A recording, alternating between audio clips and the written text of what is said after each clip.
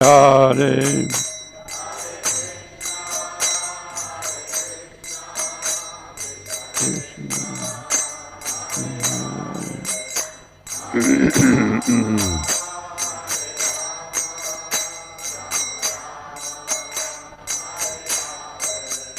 Jaya Prabhupada, Jaya Prabhupada, Jaya Prabhupada, Jaya Prabhupada.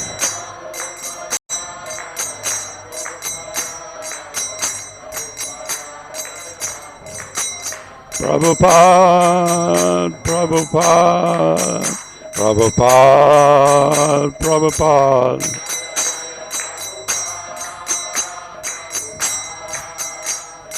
Prabhupada. Jayam Vishnupad Paramahansa Bhavagatara Sota Sata Sata Shishimad Divine Gajila A.C. Bhaktivedanta Swami Srila Prabhupada Ki Jai. Jayam Vishnupad Paramahansa Bhavagatara Sota Sata Shishimad Divine Grace Srila Bhaktisiddhanta Saraswati Maharaj Srila Prabhupada Ki Jai. Namacharya Haridas Thakur Ki Jai. Paramasakaho Sri Krishna Chaitanya Prabhu Nityananda Shri Advaita Gadadhar Shivasati Gopaktarinda Ki. Vrindavan Dham Ki. Mayapur Dham Ki. Dwarka Dham Ki. Mudamayi Gangamayi Ki. Samveda Bhaktarinda Ki. Sri Sri Radha Madhava Ki. Ashtashakis Ki. Panchatattva Ki. Lord Nrsingadev Ki. Srila Prabhupada Ki. Go Brahmanandi. All glorious Simul devotees. All glorious Simul devotees. All glorious Simul devotees.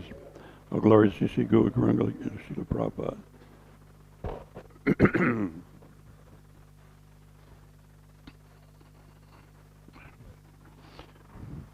Om Namo Bhagavate Vasudevaya.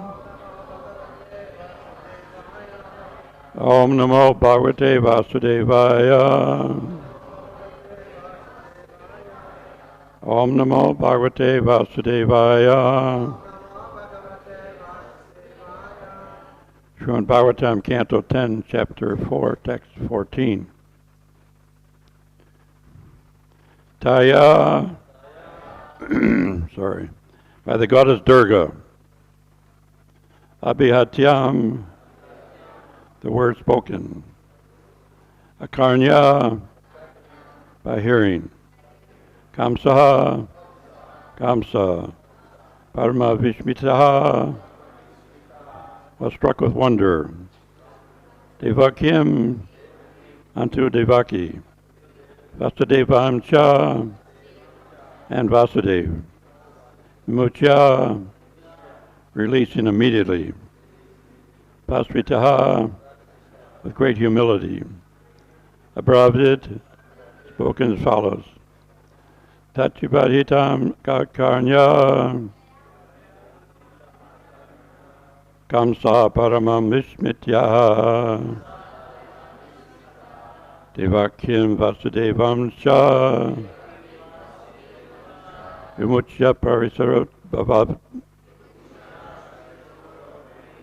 tayabhitam de karnya, kamsa paramam vimishyataha, devakim vasudevam cha, vimuchya parisat bhavat.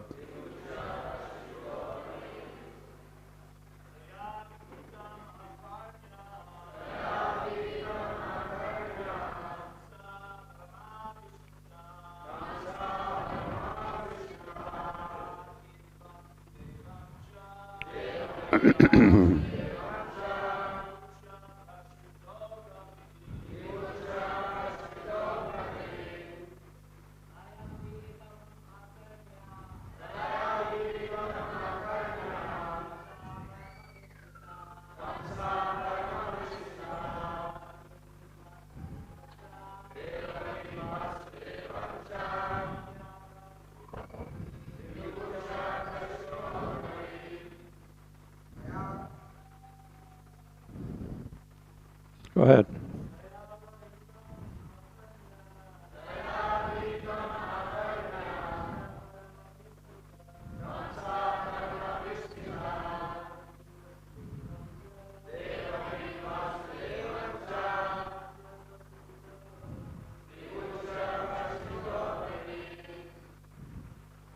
Ladies.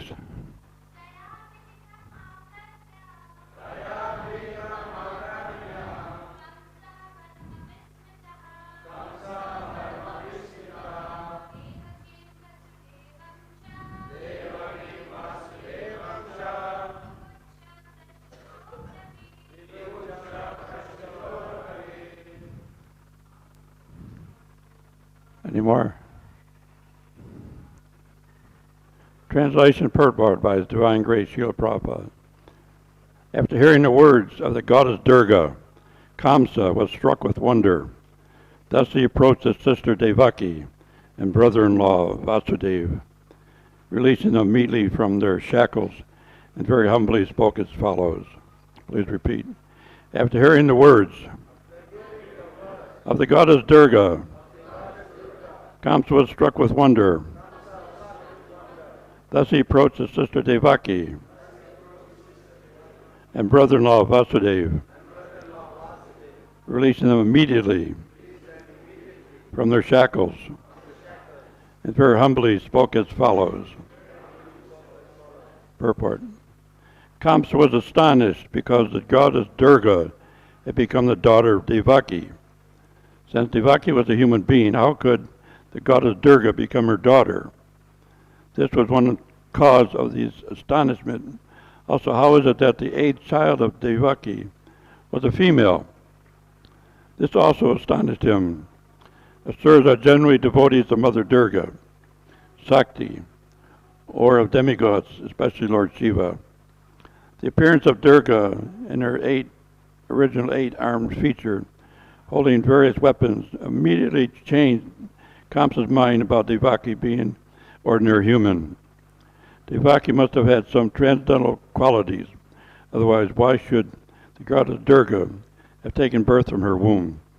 Under the circumstances, Kamsa, struck with wonder, wanted to compensate for his atrocities against his sister Devaki.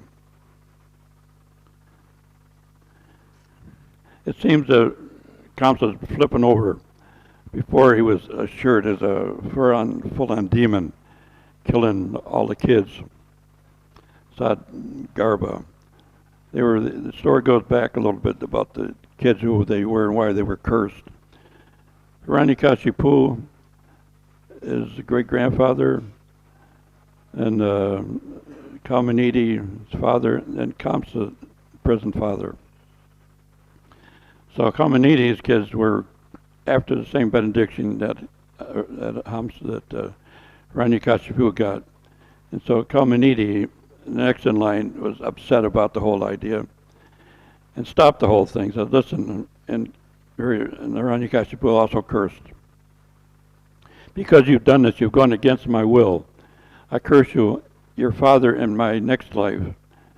Your grandfather, Hiranyakashipu's talking, that your father, which will be Kamsa, in next life will have all of you kids one after another and be cursed and cut and smashed by Kamsa. So the prophecy carried on, and so it happened. All the 8 kids were slaughtered. So now Durga makes her appearance, and it's amazing that Kamsa was present to get this happening to him, that all of a sudden this girl, I didn't know she stepped on her head, but that's what we heard. So Durga pronounced the whole situation and manifested her presence, and ultimately that changed his whole, he flipped right over completely, apologizing, and he started speaking all this great philosophy that now I'm not responsible for those kids. Destiny proved really the destiny was showing that they were killed by previous curse, and they knew about that. So the kids were born, died, and ultimately freed from the curse.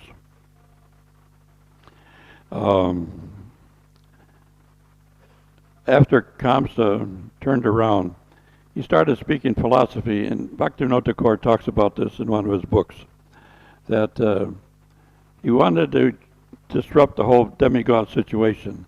His idea was to kill all the demigods, everyone, non-stop, everybody, all demons, anybody connected to demigods should be annihilated. And so he took advice from his ministers, the more demoniac personalities who were like in his group. And so these demons, all the ones that went to kill Krishna, attempted to kill baby Krishna, were Rakshasas. And a Rakshasa, you may know, can change their form and put on a whole different dress. And so they did that when they were after Krishna. And so they changed their dress, and Rakshasas are very happy when they can eat some nice human flesh.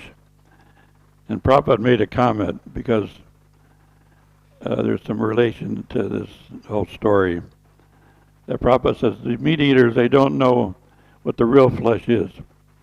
Because there was a story of the plane crash in Himalaya, the Andes, and they reverted to eating human flesh.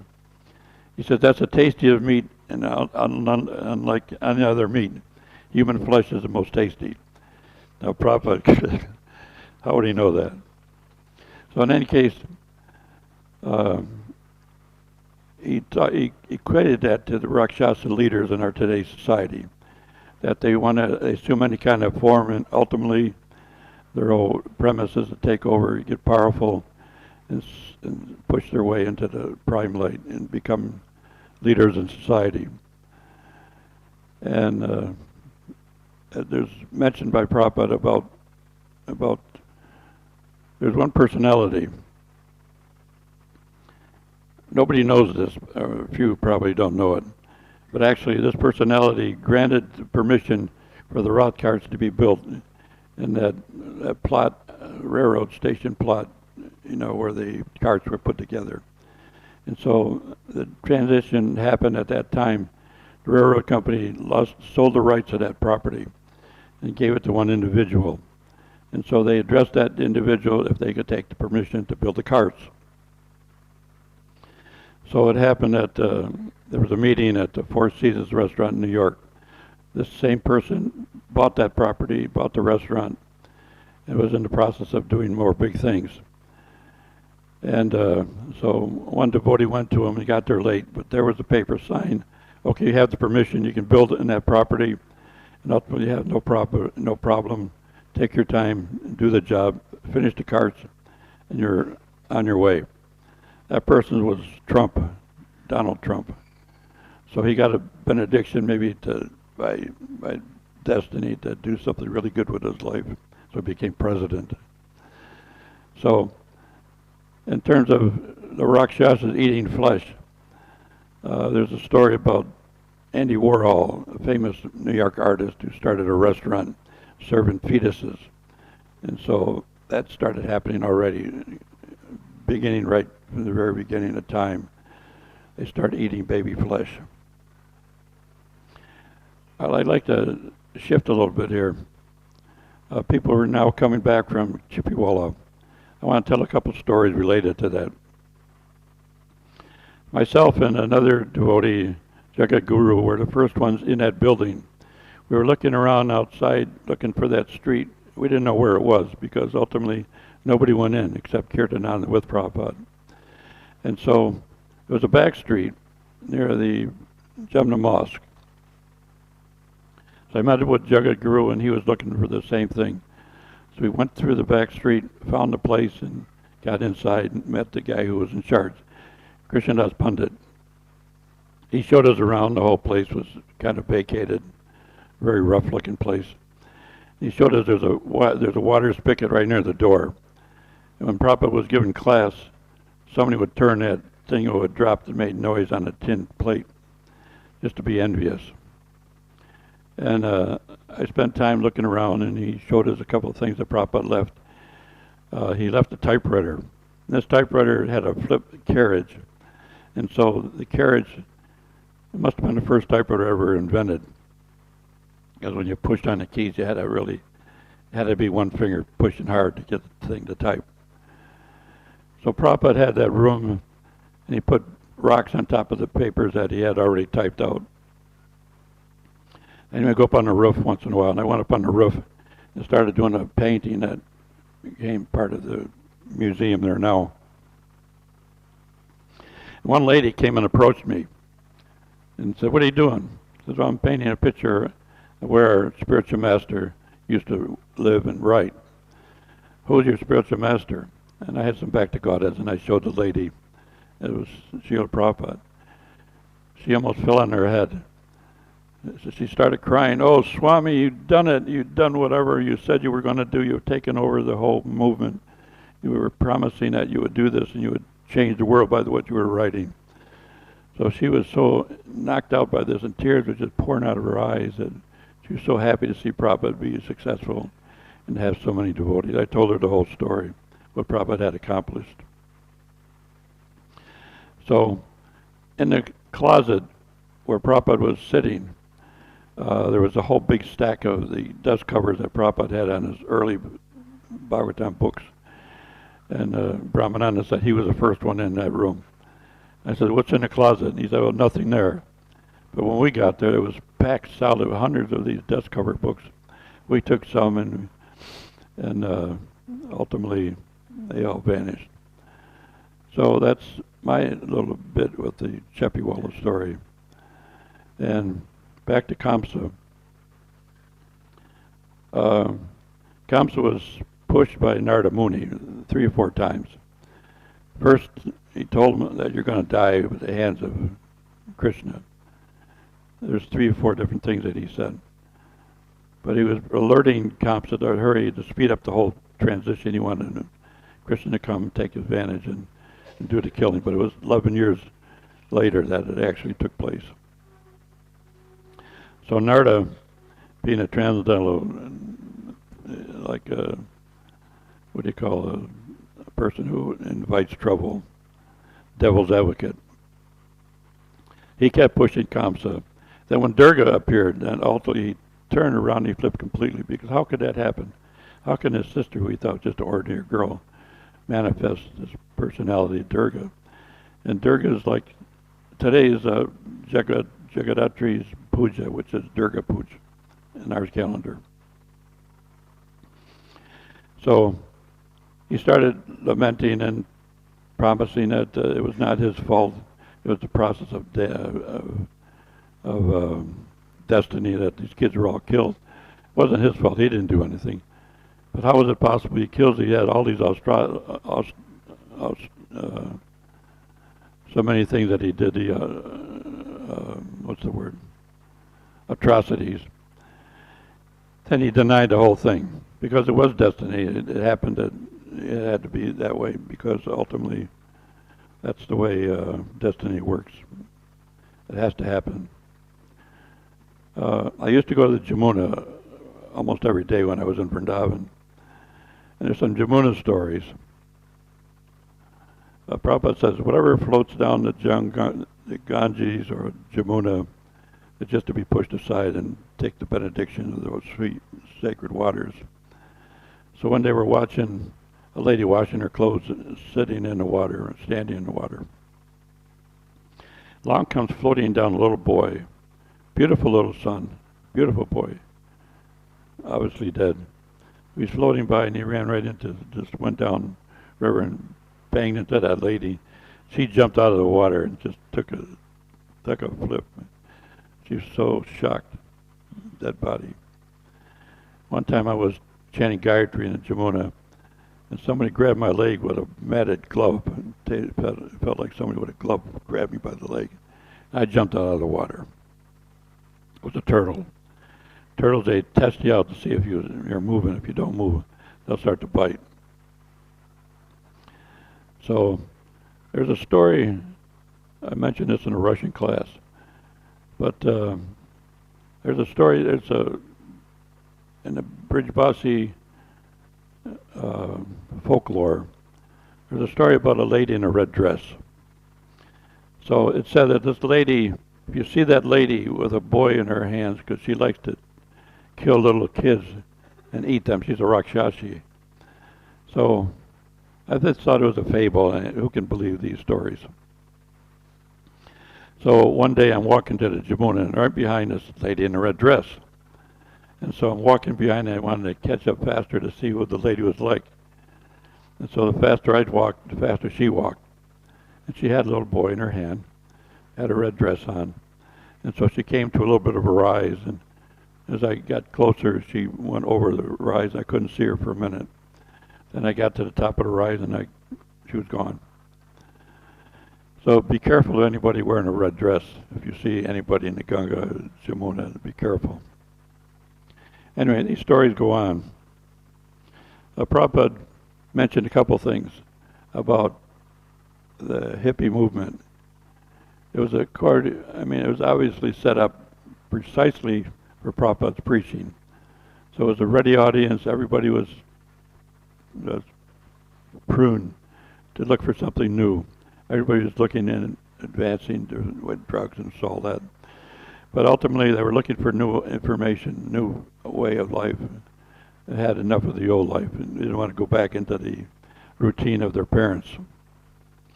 So Prabhupada, two things happened. The Vietnam War was fought to kill off all the hippies, stop the hippie movement. At all costs, stop this hippie movement that was changing the society.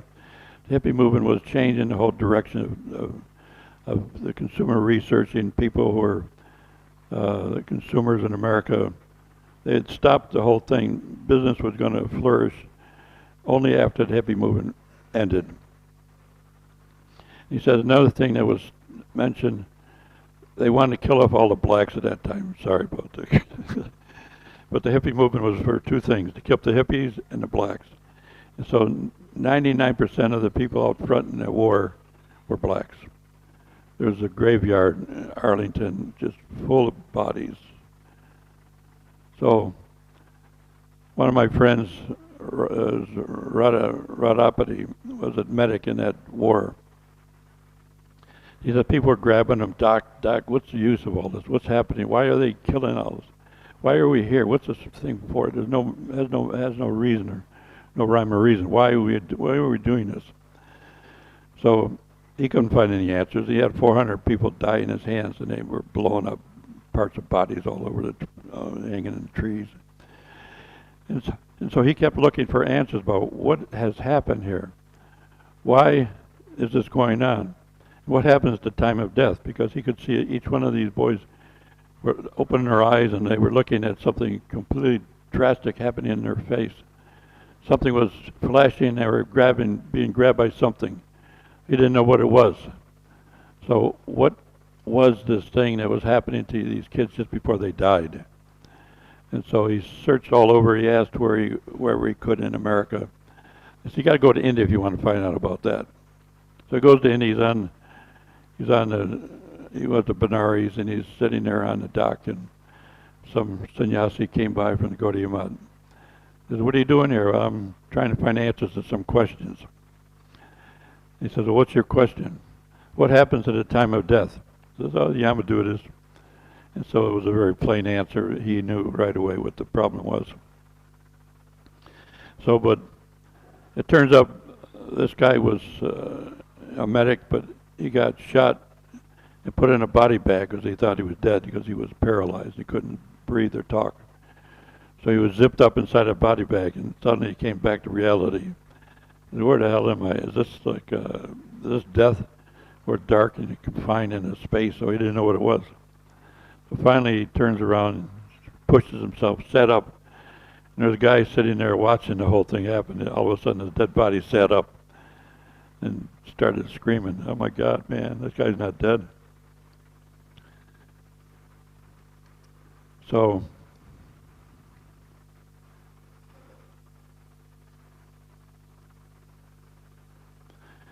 I want to ask a question. Anybody was in the room when Prabhupada left his body in Vrindavan? Nobody. I happened to be there. My wife and I walked in there about 10, 15 minutes before Prabhupada left. And the kirtan was going on outrageous, like it was exploding. And I thought Prabhupada was going to stay. It was a question whether he was going to go or stay. So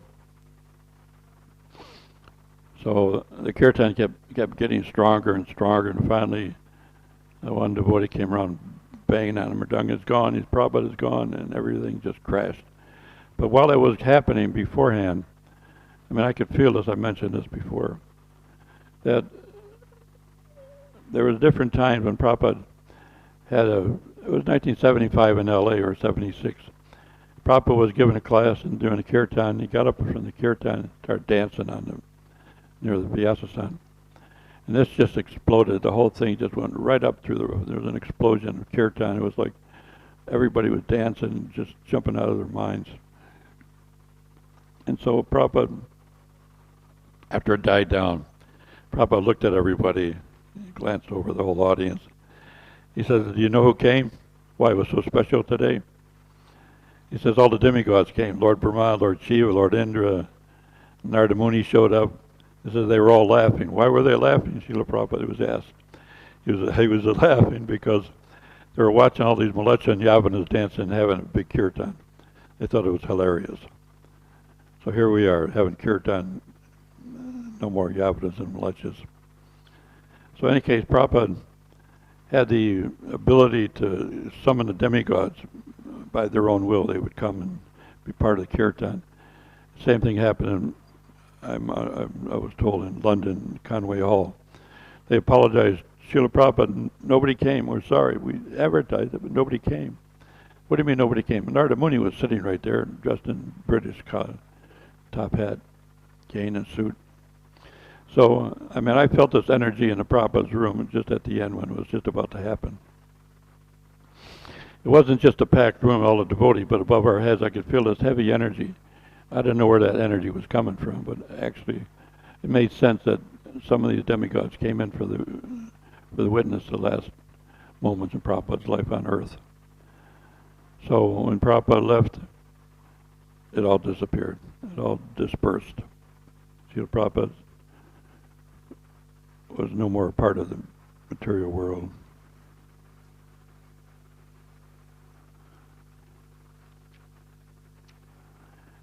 So when Kamsa denied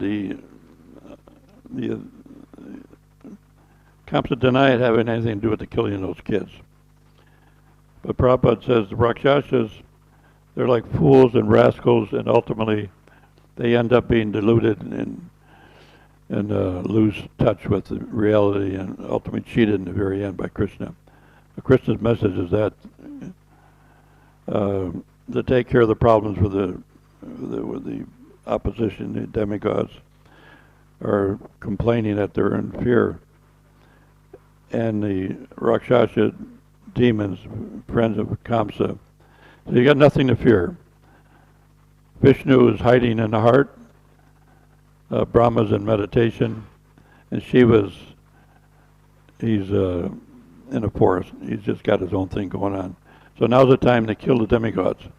They're afraid of you, so now's the time to annihilate the whole kit and caboodle. So, in attempts to kill everybody, there's three things that you don't mess around with. You don't delay it, and they were mentioned that with the demigods. One is debt. You don't want to be carrying a debt for any length of time. And fire and disease. So if there's a fire in your house, you put that out immediately. And if diseases, you've got to stop it immediately. The same thing with the demigods. You got to stop this threat. The demigods are going to take power, and ultimately they're going to defeat the demons. So we don't want that. I was walking in Vrindavan years ago, and I saw this sight, and it was 10 men walking behind each other with one cane, one shoulder, and they're all blind. They're being led by a guy in the front. And so Prabhupada mentions like that ultimately our leaders are like people in blind, are totally blind. And ultimately when they follow, when they're leading, leaders become blind because they have they have no knowledge, no ability to do what mostly has to be done by saving humanity from death. Prabhupada says, I can do that, but you can't do that. There's a magician that was playing tricks in front of Prabhupada, and that was the last thing Prabhupada said. He says, can you stop death? Can you save people from dying? He said, no, I can't do that, Srila Prabhupada. but actually I can do that by taking people. So Prabhupada addressed that to everybody. Don't be a father, don't be a mother, don't be anything related to children if you can't save them from death. And that's what Prabhupada was doing for all of us. I mentioned in a class, in the Russian class, that actually these demons can take on any, like all the Asuras and all the demons that were with Kamsa took on different shapes and different forms. And so a demon can do that. And there's a whole group of Nagas, and they can do the same thing. They can take a shape and keep it. The question was asked, why don't they keep the shape and keep on as a disguise? Well, they do. One famous case was John D. Rockefeller. He used to drink mother's breast milk to keep his youth, and somehow he got a hold of that. But when he died, actually, that's the key. When you die, you revert back to your Naga form, your snake form. So it happened that the secretary saw that in the casket. He turned back into a snake, and they closed the casket. And so that's the answer. Those who can take these different forms, they lose at the time of death.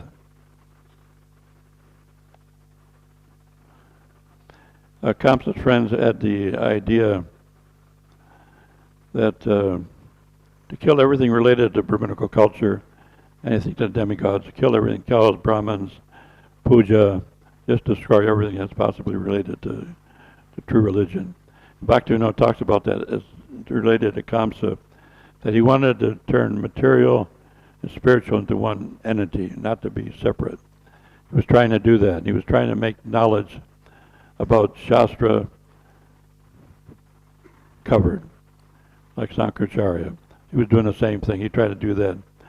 And he was like an empiric philosopher trying to change the whole mechanism and stop eternal religion from being pushed forward. There's another story about those that die. In Vrindavan, there was one famous case, Gauri. How many know Gauri? Anybody, you know Gauri? So anyway, she's a famous example of what it was like for a devotee to leave her body. She was a famous book distributor, and she came to Vrindavan, and so she was given medicine by Narottam, and she got better. She had cancer, and so ultimately the cancer was cured for a moment or suppressed. She went back to the West, started book distribution again, did 108 big books in one day, and it took Prabhupada's notice. And she got sick, came back to Vrindavan. So, and towards the end of her life, my wife and I were helping take care of her, and she was in her last stages, and Narottam asked her, you got 1 hour to live. He can predict that, 1 hour, and you're going to die. So you have any last thoughts or desires? He just smiled and no. And so she laid back on her cot, and she wanted to be put on the floor, so she got transferred to the floor so that she could be in touch with the earth, or with the room anyway. So my wife is holding her deities, and I'm holding pictures of Prabhupada, and I could see it was coming close to the time she was going to go. And although there's a flicker on the tongue, and she left her body. Very happy, very calm, and very sweet departure. So it led the way to like devotees leaving their bodies in Vrindavan, with a smile on the face, and very amazing kind of departure. Very happy, satisfied, and knowing what's coming next. Be the devotee will go to the spiritual world. So we're taking her body to the Jamuna. It was like a happy kind of a parade, and we're taking the body, bouncing up and down on the pelican. We get there, and the body is, we wash the body, put her in the river, and put her on the fire, on the wood. So the fire started, and she started to be cremated. And all of a sudden, we start walking our way back to the temple. And she blew up a whole storm. It must have been related to her and her power, because there was a sandstorm. You couldn't see any more than like about 5 inches from your face. It was so thick in the sand with sand blasting. And so that's the story of Gauri, who had such amazing powers, and she was not a very normal person, very unusual.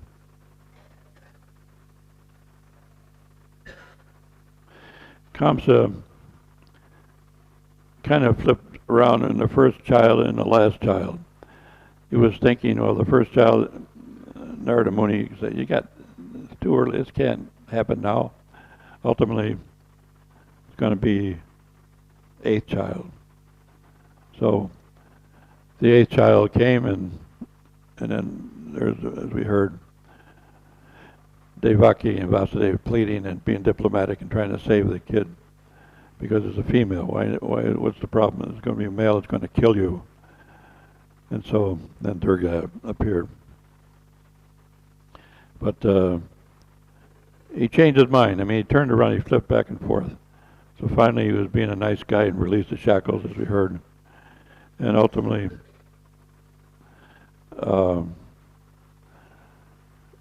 he flipped around again. So he knew what was coming. It was 11 years later that Krishna appeared in Mathura with the purpose of killing Kamsa, maternal uncle. And so he set it all up. He had the elephant ready, he had the wrestlers ready, and he set up all obstacles that would be certainly able to kill Krishna if he tried to do anything to stop it, putting obstacles between Krishna and himself. So we know the story coming out of Krishna's book. Krishna and Balaram killed the elephant, took the tusk, came into the arena, and they were overwhelmed by the size of these two giant wrestlers. And so wrestling was very prominent. And there was one wrestler, there was a wrestling pit in Vrindavan near the Jamuna. And one devotee, Kesava, Karuna, anyway, Kesava was a really powerful guy. And so there was one black devotee who was having trouble with the Black Panthers in Rath Yatra in 75. And they were trying to do something to hurt the black devotee. So Kesava heard about it and he was jumping over. And he was a brother of a prominent devotee there. And so he was stinging him, and he was pushing these guys off left and right, and smashing the Black Panthers and saving the black devotee. He got into a wrestling match with the biggest guy in Vrindavan on the wrestling mat and broke his arm. So wrestling is something that is a favorite sport in India. In any case, Krishna and Balaram took on these wrestlers and showed them what they can do. They thought, oh, these are just two young boys. And even at the very end, it was like Devaki and Vasudeva, Nanda, they were afraid because they saw that he was being overwhelmed by these two big guys. And so ultimately, they stopped the whole thing and decided they tried to stop it. But anyway, Krishna killed the two guys, Balaram. So Balaram killed the 8 brothers, and Kamsa was next. So he was seeing he had premonitions of his death coming on. There was holes in his shadow. He saw in the mirror no head on his body. He was in the sky. He saw stars. There were double vision. He was buzzing in his ears. He had dreams of ghost hobgoblins and so people being murdered. So he knew his time was coming. So Balaram took care of the brothers. Krishna took care of Kamsa. So took him, dragged him by the hair, pulled him down on the arena, started smashing with his fist. And so everybody was afraid because Kamsa was so strong and powerful that nothing could stop him. All the demigods were afraid of him, and now, ultimately, Krishna did the job, killed him. So, we still got a little bit of time. Anybody got any questions?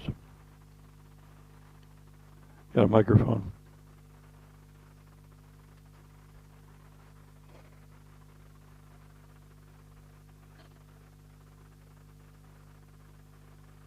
I just thought I might add to your Chippewa story, since I was down there, up there, sorry, for the opening of the Chippewa temple. Originally, when invited, I was thinking, what's the significance? I didn't quite grasp it. Even though I had heard the stories of Chippewa, the significance didn't quite register till I got there. And to get to the temple, I don't know if you described this, but you go down alleys that are just big enough for you to walk down, and that's it. It's not like there's scooters and cars, nothing. It's alleys to get to it. So it's kind of like, where the heck are we going when they were bringing us in? But inside, you can actually feel the presence of Srila Prabhupada. It was amazing to be there and to hear the stories.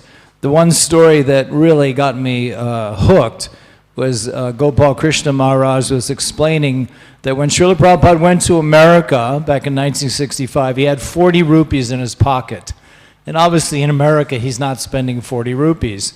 So when he left in 1967 to come back to India to get his health back together, he landed in Delhi and he took a taxi from Delhi to the Chippewa temple, and he used those 40 rupees to pay for the taxi.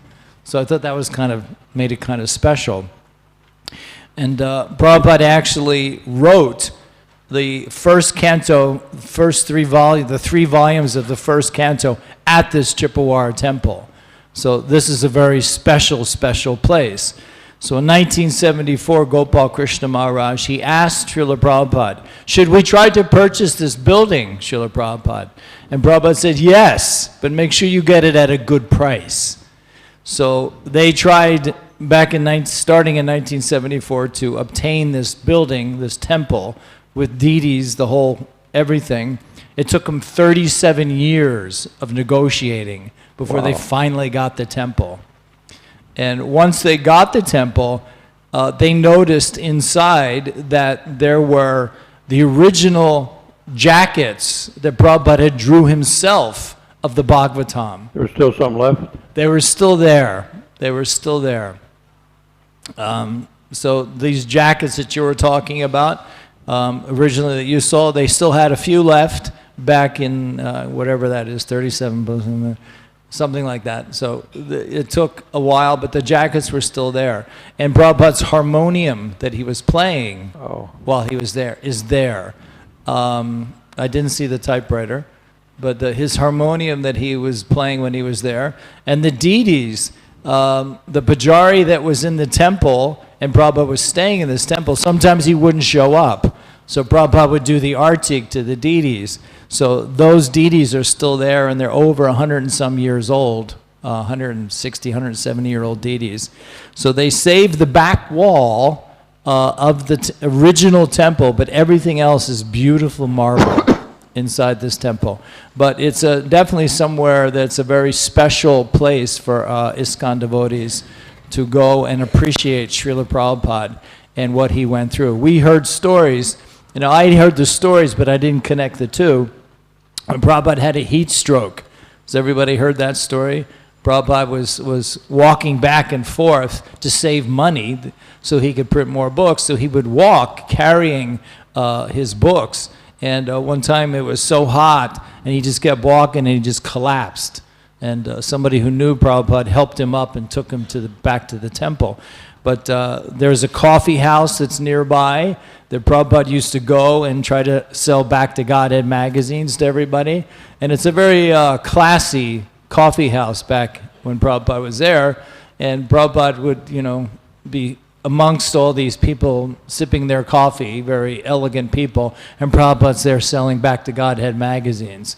And he would walk around everywhere in Delhi, back to the publisher, back to the temple, all around selling his books and magazines, and he would use every single rupee that he had for printing the books. So often he would show up to get another printing of his books, and he hadn't eaten for days. And the printer would say, Swami, you haven't eaten. First sit down and we'll give you something to eat. But Prabhupada wouldn't spend any money on himself. He just wanted to print the books.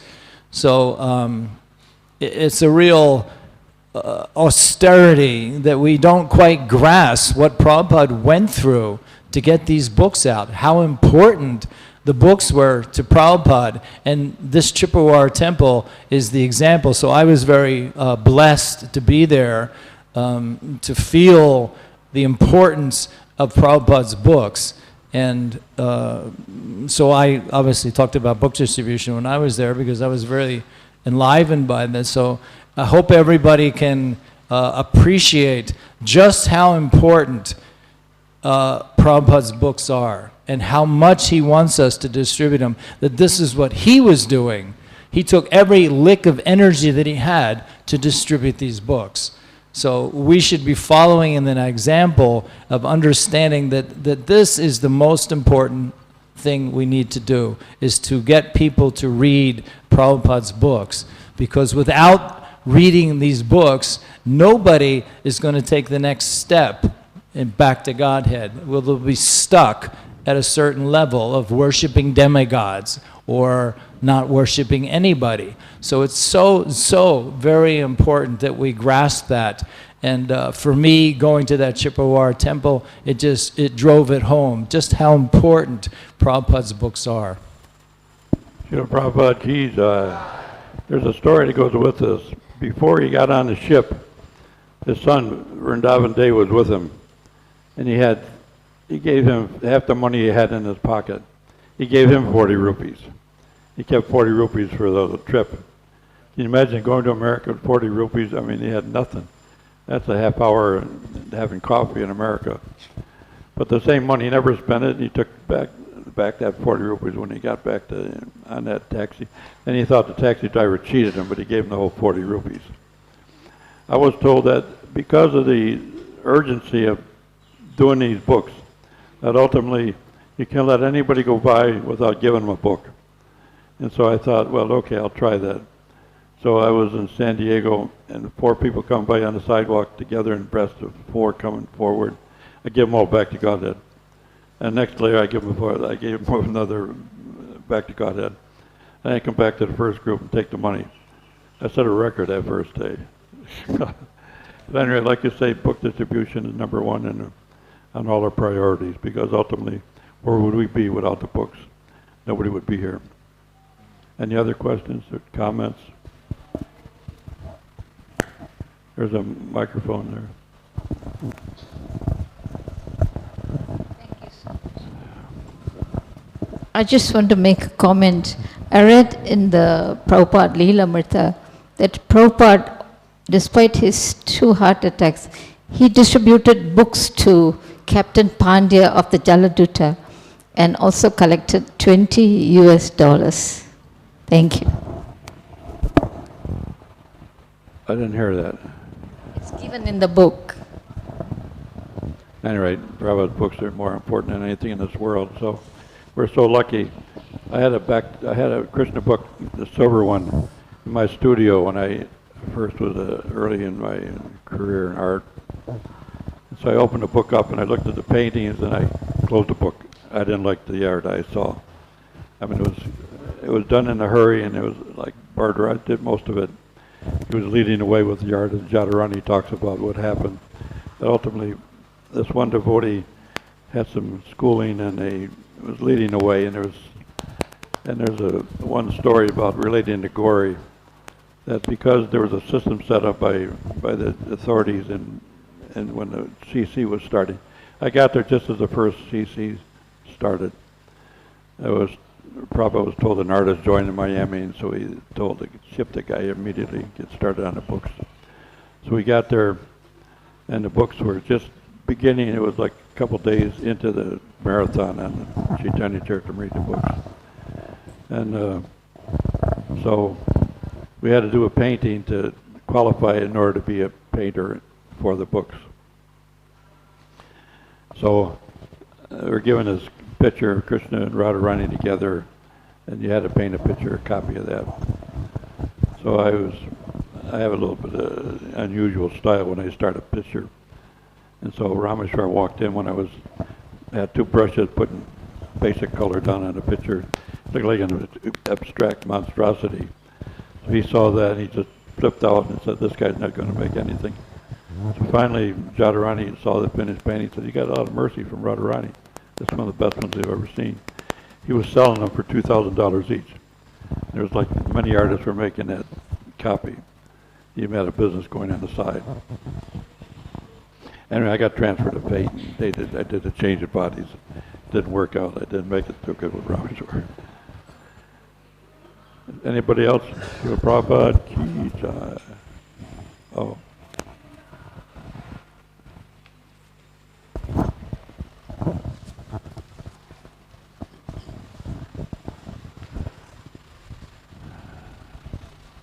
Hare Krishna. So you mentioned that Srila Prabhupada, when Srila Prabhupada left in Vrindavan, I also saw the video of his departure in Vrindavan, but I get bewildered when because the things that he has taught us, that, and then Krishna also says the same thing, that you are not body, you are the soul, and Srila Prabhupada elaborates that the dimension of the soul, how tiny it is. But when I try to see his departure with these teachings that he has only given, then I get bewildered that when I'm seeing everyone, but there is actually, he's small, tiny spirit soul, but everyone is spirit soul, but I cannot see that. So it's really bewildering when I try to see this in this way. So how to understand? Because everywhere see that there is huge material energy, and within that there is small soul. So how to see this? How to see these things? And can you tell? Say the question again. Because we can see Srila Prabhupada always used to remind us that you are not body, you are the soul, and then he also only has given in his purpose that what's the dimension of soul. It's very tiny. This 1 by 10,000 part of size of tip of hair. So it's very tiny. And let me talk about that, about the soul a little bit. There's a, I don't know if you know about this, but there's a whole, whether it's true or not, I doubt it very much, but there are clones that are being made. If you got a $5 million, you can get a body made that looks like you, but it has no soul. Now, the demigods or the higher planetary systems are aware of certain ideas like that. And some people from other planets get higher knowledge and higher abilities, and they can manufacture a body, a copy of a body that's already existing, and that body is good as long as they carry on. Anyway, I don't know. But that's one of the stories, that they can make bodies without souls. Can you believe that? I mean, Prabhupada is totally against that one. That only Krishna can make the soul. And so ultimately, without the soul, there's no life. And so we are understanding very clearly the philosophy behind the whole deal, that the soul is the mechanism that generates the energy and does the body, keeps the body moving and alive and functioning. So without the soul, there's no life. And so that's the proof of reincarnation, and that ultimately we go through these different changes of bodies, and ultimately the soul is what transports from one body to another. When there's a heart transplant, also Prabhupada mentioned the fact, he was asked about that, what happens when you transfer a heart?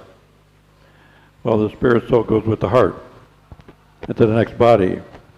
And so the soul is very important. And so for us to, and when Gauri was doing books in America, she was talking to these people with the idea of the spirit soul being very important, that she's talking to Krishna in the heart.